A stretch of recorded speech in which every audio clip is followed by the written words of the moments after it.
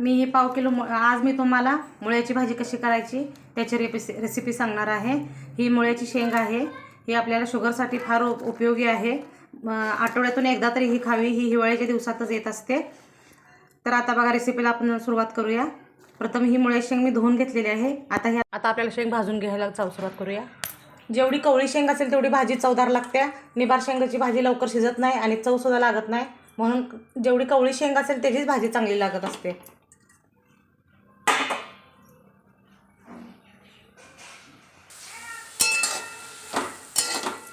आपल्याला सगळं पाणी आटोपर्यंत भाजून घ्यायचं आहे शेंग। पाणी आटल्याच्या नंतरच आपल्याला तेल वापरायचं आहे यामध्ये, कारण तुटल्यामुळे शेंग ओली झालेली आहे।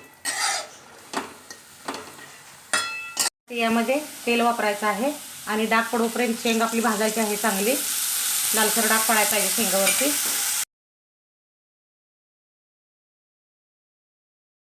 भाजायला तेवढा त्याचा वास जाऊ शकतो। बघा अशा प्रकारे आपली शेंग भाजलेली आहे। एक 10 ते 15 मिनिटं शेंग भाजायला मला वेळ लागलेला आहे। आता मी हे एका भांड्यात काढून घेत आहे शेंग।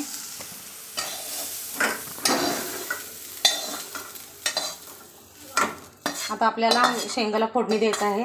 फोडणीसाठी आपले साहित्य लागणार आहे ते प्रथम आपल्याला मोहरी टाकायची आहे। यामध्ये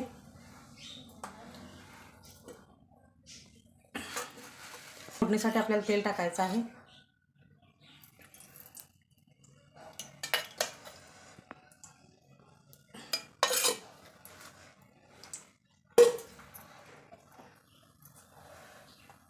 यामध्ये प्रथम मी मोहरी टाकलेली आहे।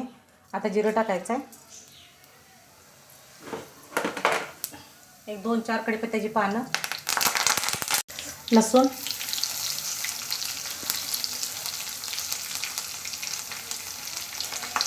थोडीशी हळदपूड, 2 चमचे चटणी,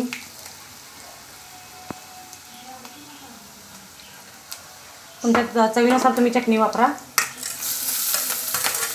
आता यामध्ये ही आपली शेंग भाजलेली घालायची आहे। यामध्ये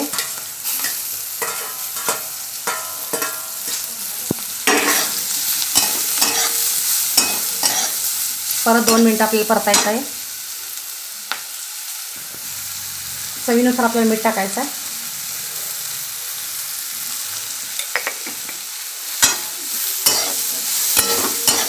आता आपल्याला यामध्ये पाणी ओतायचं आहे।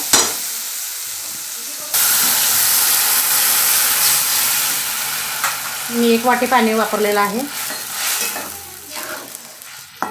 आता आपल्याला यामध्ये थोडंसं शेंगदाण्याचं कूट टाकायचं आहे।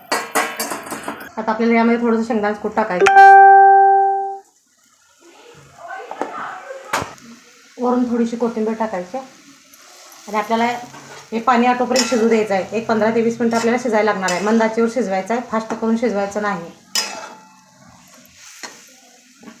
झाकण ठेवायचं आहे याच्यावरती। आपल्याला आता झाकण ठेवायचं आहे आणि गॅस मंद आचेवर ठेवायचा आहे। मुळ्याची शेंग कशा प्रकारे तयार झालेली आहे ते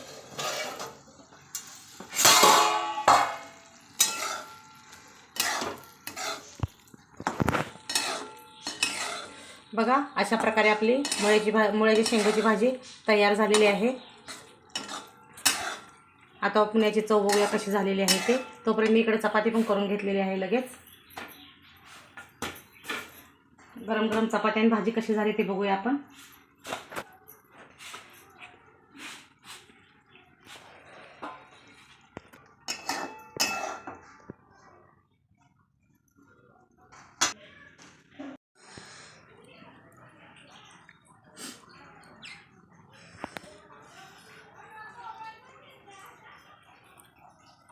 कशी झाली